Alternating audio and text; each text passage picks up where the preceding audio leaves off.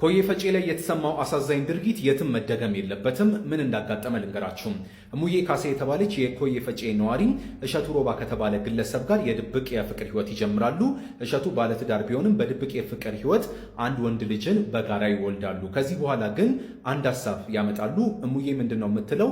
የወለድኩት ልጅ ገና 2 ሳምንት ነው፣ በወደፊት ህይወቴ ላይ ተጽዕኖ ያሳድራል፣ አንተም ትዳርን ይረብሻልና ለምን አትገለውም የሚል ጥያቄ ታቀርባለች የገዛ ልጇን።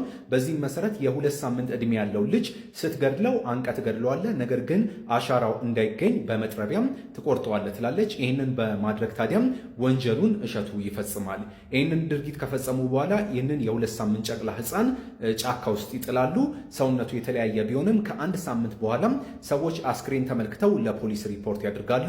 የሸገር ከተማ ፖሊስ ባደረገው ርብርብ ተከሳሾቹን ሁለቱንም በቁጥጥር ስር መዋል ችሏል። የከተማው ከፍተኛ ፍርድ ቤት ባሳለፈው ውሳኔ መሰረት እሷን በ24 ዓመት እስራት እርሱን ደግሞ በእድሜ ልክ እስራት እንዲቀጡ መወሰኑን አቃቢ ሕግ የሺበንቲ ነግረውኛል።